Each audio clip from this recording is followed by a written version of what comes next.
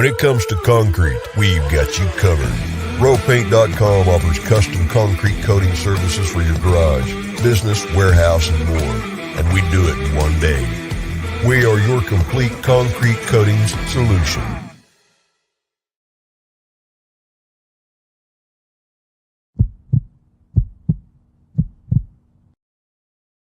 This is Bronco Nation News Live.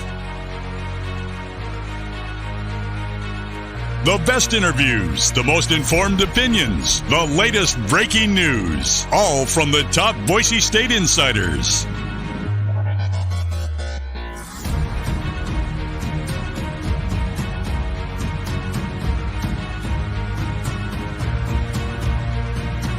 Now, here's four-time NSMA Idaho Sports Writer of the Year, BJ Rains, with another edition of Bronco Nation News Live.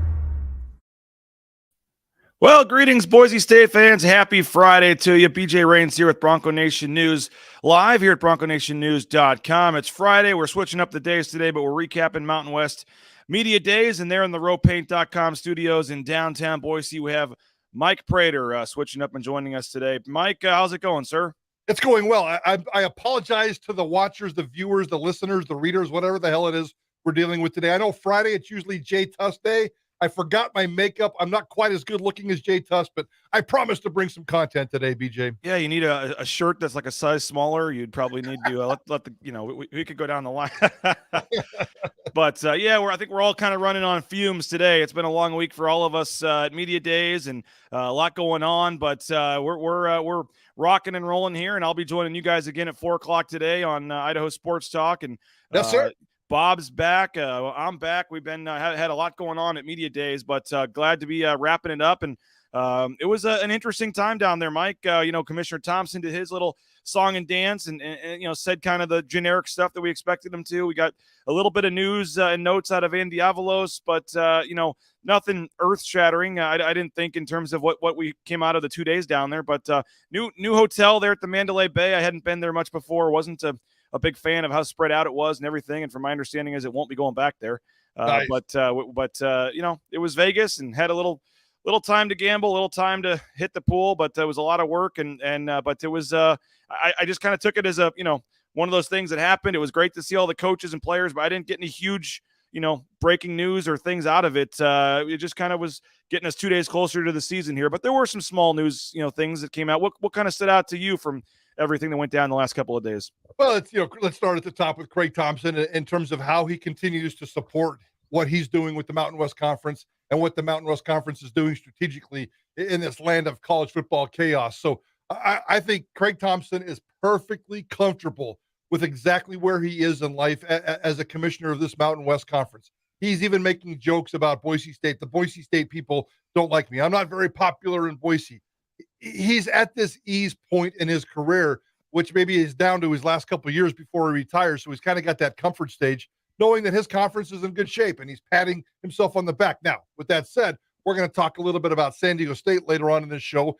That could send him reeling really, really fast if something happens with San Diego State and leaves the Mountain West Conference. It'd be very interesting to see what happens there. But outside of Commissioner Thompson being, I don't know if defiant's the right word, but certainly very pleased with his position and Mountain West position in college football, that certainly stood out to me. And then some Andy Avalos news, your interview with him about Hank Bachmeier, some of these position changes. Those are the headlines we followed the last couple of days, BJ. Well, I was going to play the commissioner thing later, but let's just get to it. This is Commissioner Craig Thompson on our show, just kind of having a little fun here. This was him talking about, I actually brought up to him, Mike, what we've talked about a couple of times, the fact that he's now the longest tenured commissioner in college football, and just what a ride it's been for him for 20 plus years. And I said, some fan bases want you fired, some want you to get extended. I said, we just kind of talked about his role as commissioner, and this was his response. Well, it is interesting and it's fun because I had the opportunity to go to the Masters this year, and we were in a hospitality situation, and the guy was actually going to Boise.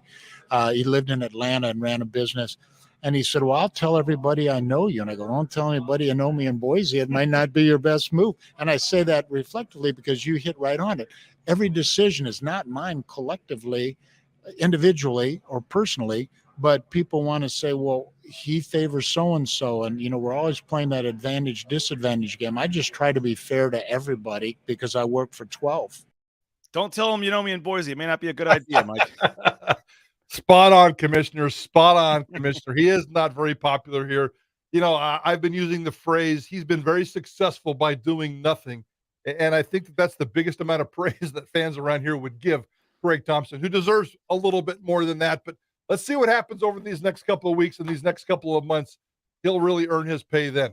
I told him that I said, well, fans would love to see you in early December handing a trophy to Andy Avalos, at the Mountain West Championship game. And yes, he was reflecting how in 9 years of handing out the trophy, it's been 5 different teams that have won. And he was going into kind of the differences in the league, and teams are up and teams are down. And I think Boise State's one of those teams that's hoping they're back up. And that was something I took out of the last couple of days, Mike, is this team, these players, Andy Avalos truly believe that this is going to be a different year this year. And I know in the summer we grasp on stuff. It is what it is. It's talk. But whether it be the O-line, whether it be some of the things they're talking about, it does seem like, maybe it's just as simple as the schedule being easier. I mean, there's just a lot of easy things to point to as to why this team should be better this year. And I got a real good sense from just the culture, the mindset, just everything with this football team seems like it's in a much different spot going into year 2.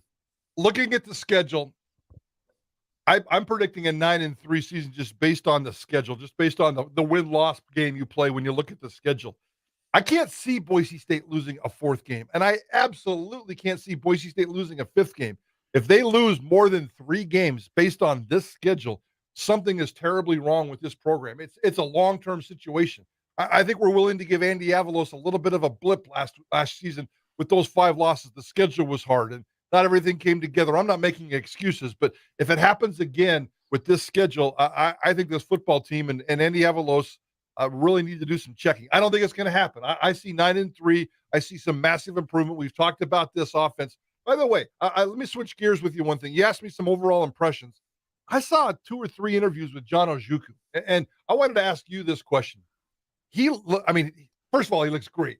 I mean, he looks really good. We've spent 4 years talking to that dude about diet, belly, baby fat, soft, drinking milk all the time. That dude looks solid, and he's turned into one hell of an interview. He's a charmer. He looks you in the eye. He smiles. He speaks well, and that wasn't the case 2 or 3 or 4 years ago. So I kind of want to, I don't want to say apologize, because when I found out that he was going down instead of Hank Bachmeier, I didn't think that was a great public relations representation of your football program. John Ojukwu, based on a couple of interviews I did, has done a fantastic job of not only taking care of himself as a football player, but as a communicator, as a media guy. I think this guy's become the complete package, BJ. Yeah, and by the way, he's I do have a clip from him that we can play in a minute, but he's back to drinking the gallon of milk a day.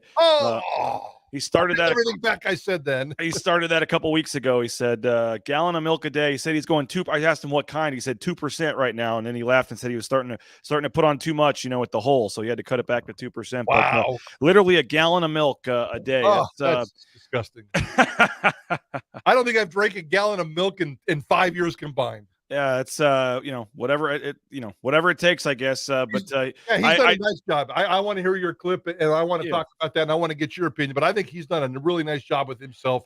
That's not always easy to do. It's easy to make yourself a better football player when that's your passion. But when you're a shy kid with a lot of belly fat, and you turn that into a positive, I love what this guy's doing to himself. Yeah, right now. I do totally agree with you. I thought that he's felt much more comfortable in front of the camera. I mean, you've been down there before, Mike. I mean, you're probably doing 15, 16 different interviews. I mean, every 15 minutes you're moving from one radio station to the next, and one media guy to the next, and then the print room and the TV room, and then you're doing promos for Mountain West Network and all kinds of stuff. So I mean, it's you go through the gauntlet, and he did seem much more comfortable, and but I mean, he's. He hasn't been to media days before, but I mean, at some point, this is his 6th year in the program, I believe. This is, he started 29 straight games. I think 36 career starts or something like that is the most on the team. So maybe it's just something clicked this offseason. I don't know, but he definitely feels like he's a little more relaxed and looked a little more confident down there. It is Matlock and Ojukwu. Was it confirmed on this trip that they are the team captains? We talked about this on Idaho Sports Talk yesterday. Last year, Andy Avalos had an offensive captain, a defensive captain, and then game captains. And he talked about the leadership vote this year. in terms of Hank Bachmeier and John Ojukwu. I'm assuming Ojukwu and Matlock are your two captains for the entire season. It may work out that way, but my understanding this was just for some leadership council, kind of like a leadership council thing. And I did confirm, Mike, looked into what the voting was. And so here's what happens. They voted for one player in their own position, one player on their side of the ball, one player on the other side of the ball, and one player on special teams. Oh. So they picked four players. That's how they voted. One at their own position, one at their side of the ball, one the other side of the ball, and one on special teams in terms of just somebody that does a good job leading, somebody that's a leader in that group that stands out to them. And then somehow all those things got put together. And I think they do have like individual position leaders that go to these whatever you want to call it, leadership council, senior leadership meetings where it's basically Coach Avalos and then like a representative from every position and a couple other, key seniors or leaders. And so they may end up saying that, but they have not named those guys officially captains yet. They may say, okay, you were the top two, you're the captains. There may be another vote for just captains. I don't know how that will work. But my understanding is that they have not officially been named captains yet, even to themselves or, behind closed doors. I don't like that vote. I don't like that vote at all. I mean, this goes back to my Hank Bachmeier issue. I mean, there's 18 offensive linemen on this team, and 17 of them voted for John Ojukwu because that was a no-brainer. Yep. There's four quarterbacks. Exactly. Three of them maybe voted for Hank Bachmeier. I said that on the show yesterday. I said that with you guys, and maybe that was the problem. It was skewed too much for the O lineman. You probably have the D line all voting for the O line too. So who knows how that works? But and I think part of it too, Mike, there was on the O line there was a clear O-line guy. Sometimes you might have a Ezra Cleveland and a John Molchon, or a Jake Stetz and a John Ojukwu. But this year there was no splitting votes. It was John Ojukwu, and I think that the total numbers probably did push him just the way the math works slightly ahead. And I'm not going to play the clip. I really kind of want to move on from the whole Bachmeier thing. But but Andy Avalos did say, hey, like the vote was pretty close. Like it was, Hank was right there with them. There's nothing there. He said, he said he thought it was nothing. And so, but yeah, it was interesting how the voting worked out. They did not officially name them captains, but I would expect that's probably how it's going to end up moving forward. While we were down there, they did announce the predicted order of finish, Mike. Boise State again picked to win the division, the 15th straight year. They've been picked to win either the division or the conference. That you see the vote totals there. But Mike, what stood out to me is you have 14 votes for Boise State and 14 combined for three other schools. I know it's 15 years in a row they were picked first, but I can't remember too many times where it was this split where they only got 14 of the 28 first place votes. Ball Game and Idaho Sports Talk even took that conversation one step further. I'm not sure Air Force shouldn't be number one there. I think remember 20 years ago, pre-Fiesta Bowl, and Boise State's not getting enough respect. Nobody's respecting Boise State. They're only ranked 23rd in the nation. They should be 17th in the nation. For so long, we heard fans talking about the respect card. Well, this is how it's played out now. Boise State is so far into the respect world that they're just automatically waking up and becoming the number one team. I think Air Force, depending on what they have back, based on what they have back, 16, 17 starters, we know that football team goes in cycles. That defense should be loaded. They got a superstar at quarterback for that style of offense they run. They got a superstar at running back, period. Mr. Roberts is going to just be all over the place this year. Air Force beat Boise State last year. Air Force has Boise State at home this year. I think if you took all the evidence and were really honest with yourself, I think Air Force should have been number one. Boise State should have been number two. And I think Boise State would have appreciated that. Andy Avalos would have appreciated that. Oh, yeah. Just to wake up and be number one. Stop it, guys. Yep. You had 5 losses last year. You're in trouble. And Air Force is a good team. I would have put Boise State number two, and I think that would have done Boise State a favor. Yeah, no, they always talk about getting that chip, back on their shoulder. If you're not picked to win the division for the first time in 15 years, that would have certainly done that. So I'm not surprised. People are lazy in the media. They just pick Boise State. I'm sure that, I think probably most people expect, like we do, they're not doing 2 7-5 seasons in a row. I think they just expect them to bounce back. But if there was ever a year to pick somebody else, this might have been it. I do want to get to some comments here on the screen, but let's go to the comments first. Prater, which of these fall battles do you think is the most important? Left guard, will linebacker, cornerback, or wide receiver? Will linebacker looks like it's taking care of itself with the news out of the Mountain West, with Isaiah Banya moving up from edge. That leaves Dimitri Washington and I can't remember the other guy. Well, there's two new guys both going. Your friend George Tarlis and also Cortez Hogans from Snow College. They're both going to be battling there as well. Lots of depth at edge, moving Banya to the middle. I like that a lot based on what we saw from Isaiah last year, and based on Hawkins, Schramm, Zeke. I know those guys are good and they're program guys, they're character guys, they're locker room guys. But I need to see some serious athleticism. I was in love with that position. So that one, in terms of the left, you said the other one was left guard? Yeah, they mentioned left guard and corner, and I'll be honest, both those positions are interesting to me, but I don't know how important they are because both of them have quality candidates. I mean, you got 4 corners that all started, I think, at least 3 or 4 games last year. Yeah. At left guard, there's going to be one of Will Farah, Garrett Curran, or Ben Dooley, 3 guys that were key pieces of your line last year. One of those 3, Curran, Dooley, or Farah, will be on the bench to start the season. That's the how much more improved this O-line is going to be. So I mean, important. I don't know if I would say important, but I think it'll be key or interesting to watch. Yeah, I'm going to put Curran at left guard. I'm going to put Dooley at right guard, and I'll put Farah on the bench for now. That's kind of his jack of all trades utility role. So let's see that one. And then the cornerback, you're right. It's probably going to be Biggers, and there's 2 or 3 other guys. Markel Reed, probably, if he's healthy coming back. I think he's based on reputation and being here the longest. I think it's probably Reed, but I think you feel pretty good about some of those other guys. Tyrick LaBeouf, I think, is a guy that was hurt some last year, didn't play a lot. I think they have high hopes for LaBeouf. And there's the other Reed that from Utah State that stuck around that was hurt all of last year and didn't play. And then there's even one more.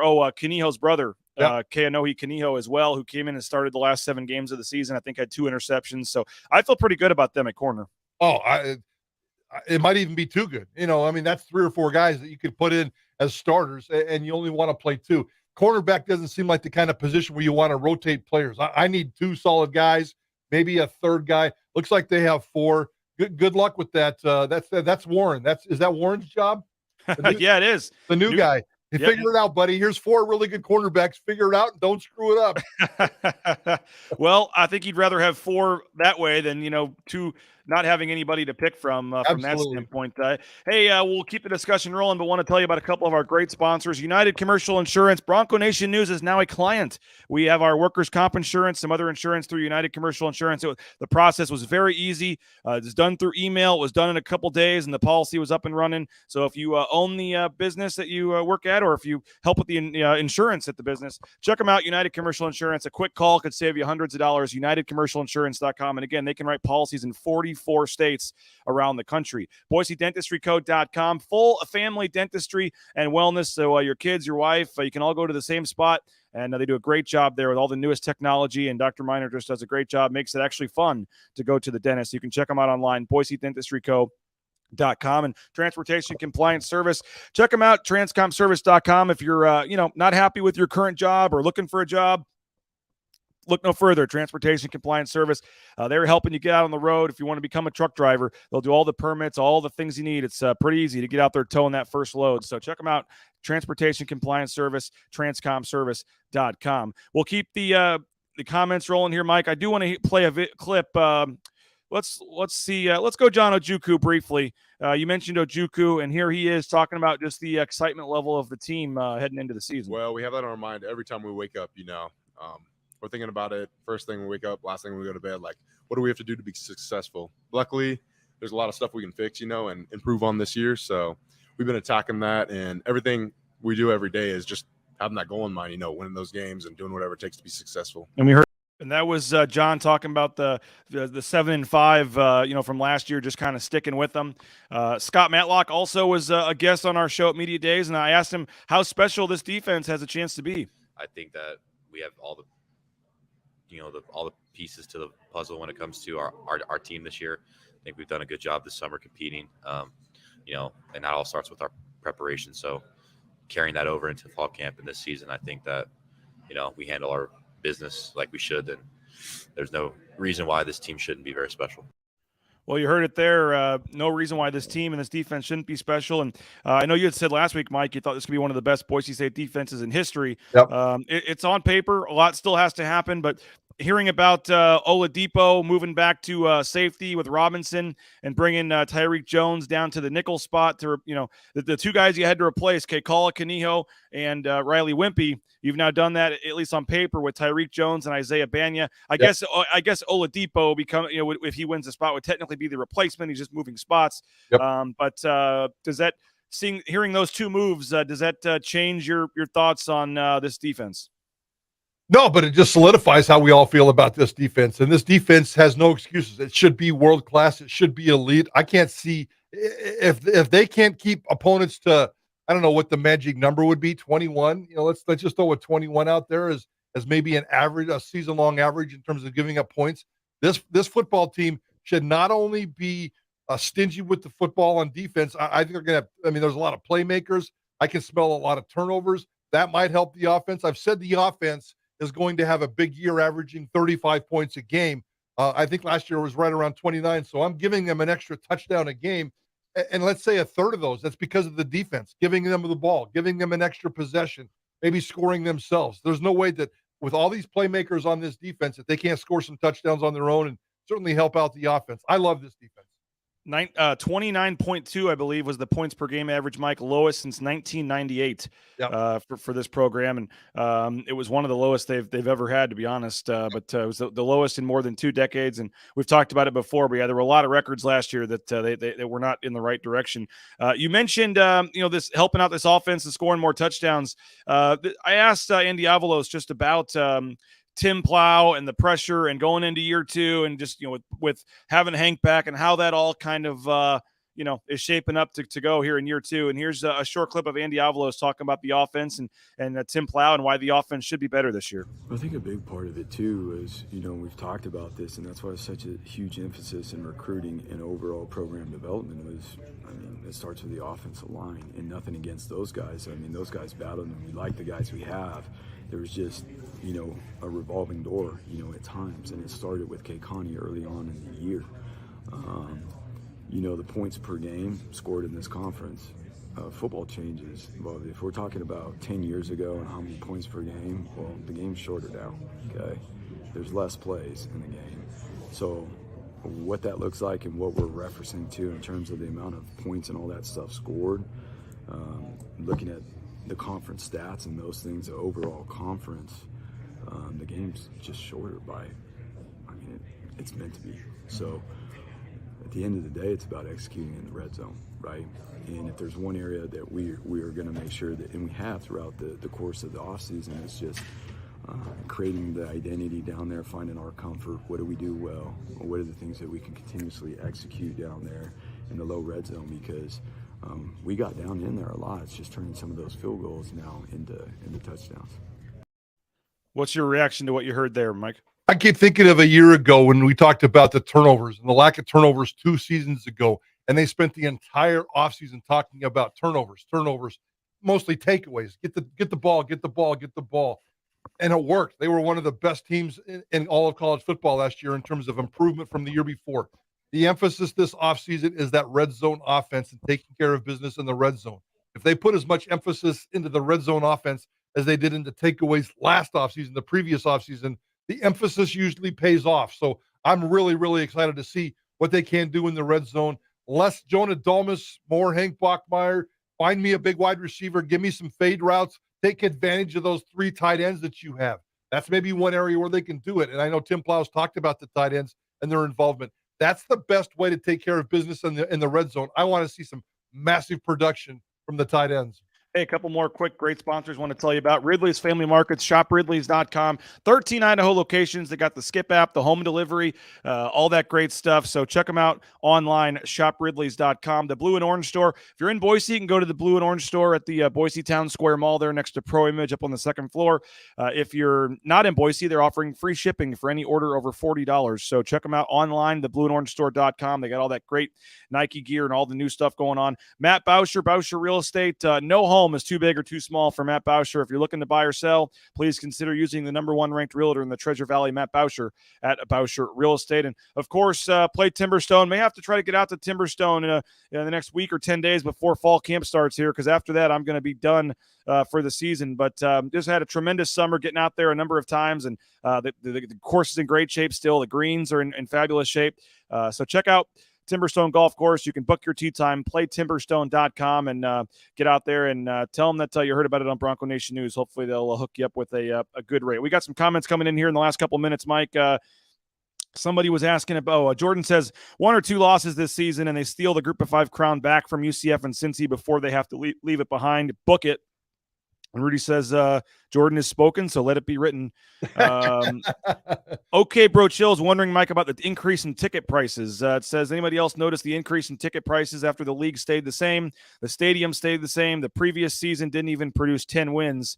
I believe the single game tickets went on sale last week, and I believe $45 was the cheapest single game ticket. I know we've talked, about ticket sales and things like that. I think last week at some point we talked about that. What's your thoughts on the single game tickets? Apparently, I don't know what the prices were before, but he says that they're going up. Yeah, I would like to. I'd like to see a little context there and see where they were. I don't buy tickets, but just based on the nature of society, let me put it this way. They're not basing the ticket prices on how many losses Boise State had last year. It really doesn't work that way, guys. We're talking about a different time, a different era, the nasty, ugly I word, inflation, the cost of doing business, the cost of everything. We all know that a soda used to be $1 and now it's $3. Well, why would it be any different for Boise State? So I understand the increase in ticket prices. Everything's going up, and certainly Boise State football would go up. It has nothing to do with 5 losses. It has to do with the budget, how much money they need. And yeah, exactly. But no, we'll look into that a little bit. Maybe I know that is a key storyline this year, how the ticket sales will go, how the season ticket sales will go. And I think it's an important fall for them. We did find out the video boards. It sounds like at least one for sure, and maybe both. After the interview, it was making headlines, and I think there was a little bit of caution that came back to me about maybe Jeremiah Dickey was just in a good mood when he said that. They're for sure the north end zone because they can use the same support system. That shouldn't have any problem. But the one in the south end zone, they're having to build entirely new posts and things out of the ground, and that's taking a little more time. They are, there is a chance that it could be ready for the home opener, but I wouldn't say it's like for sure. They have 3 of the first 4 on the road, so maybe by San Diego State or Fresno, whatever the early October game is, there's a chance for that. But we probably should cool just a little bit the possibility of the whole thing being done by the first game. But okay, Bro Chill says it was 60 last year and then 69 this year in the main bowl. 40 in the end zone, went up to 60 in the end zone. Is what he's saying. So we'll look into that. But I think that, part of that, Prater, is the home opener you always expect to sell no matter who you're playing for the most part. And then you look at the other home games, San Diego State, Fresno, Utah State on Black Friday. I mean, there's some attractive home games this year. BYU. Yeah. So, yeah, exactly. It's a really attractive home schedule. And could have had Michigan State on it too. That's Jeremiah Dickey's fault. If you have any kind of angst, I have no problem saying that. I still think that's his biggest mistake. Can you imagine the buzz that we would have this year if Michigan State was on the schedule? So Jeremiah Dickey, don't do that again. You can raise the ticket prices. Just make sure you give me a nice product in return. I don't want to pay $60 to sit in the end zone to watch UT Martin. Well, we had a great time at Media Days, and our final clip of the day, we'll just go back to what Andy Avalos said when he sat down with us on set. What do we call this right here? Radio Row? Yes. So, although this is kind of I don't even know what this is, a podcast, a webcast. It's not really radio, but we'll call it that. As I look around right now, you win the award for best scenery and decorations. It looks nice the way you set up here, making Bronco Nation proud. Appreciate it. There you go. Look at that. The head coach saying we had the best setup there. And we did kind of take over the hallway there. It was a lot of radio stations, and Bob was down there. And, but we had the 2 banners behind me. We had the 2 big lights and 2 big cameras, but it was fun. I got to thank Colin Mitchell, my part-time help. Can't call him my intern anymore. Now I'm paying him hourly. Yeah, we're raising the expenses here at Bronco Nation News, but it was a great time. Everybody from the conference couldn't have been nicer, and they were very, kind of kind of, like I said, it's kind of a new thing down there. We were going live with video and stuff, and it was just a little different, but they were very accommodating and nice, and already talking to me about how next year we can do some things a little differently. So we're not, in people's way or whatever as much, but it was a lot of fun. Got to see everybody from the conference. Appreciate Commissioner Thompson. He was just kind of mingling around and was able to catch up with him as well. And it was a great time down there, Mike. And it is kind of the unofficial start of football season, although we still have about 10 days here. I think Wednesday the 3rd is the first practice. Yep. There may be some media stuff that Monday and Tuesday, but we've got a full week next week. Kind of a last chance to reset and take a breather before things really get going here pretty soon. We'll talk to you at 4:00 today, BJ, on Idaho Sports Talk. Let's talk about, the things you learned, some of the behind the scenes stuff, some of the big stuff, some of the small stuff. And let's make everybody a little bit smarter about football. Yes. Next week, let's take that week off, but let's get smarter over the next 10 days. And BJ, I cannot wait till August 3rd. Appreciate ropaint.com, Idaho Central Credit Union, Lithia Ford of Boise, all of our great sponsors. Can't do this, can't make trips down to media days, things like that without our sponsors. So please support the sponsors. Please listen today, 3 to 6, to Prater in the ball game. You can hear them at KTIK.com, the KTIK app, or, of course, 95.3 FM, 1350 AM as well. So appreciate our partnership, and glad, Prater, that you could come on today, and appreciate you moving around your schedule. And, we'll talk to you at 4 o'clock today on your show, and then next Thursday, I guess, and then we'll get this thing going. Sounds good, bud. See you then. Have a great day, everybody. If breaking news happens, we'll have it for you. I'll have some other stories and content going up, kind of a leftover notebook from media days later this afternoon. But have a great day. We appreciate you for checking us out, and make sure to follow us on YouTube, on both our channels, the Ticket and Bronco Nation News. And we'll talk to you later. Bronco Nation News, BroncoNationNews.com.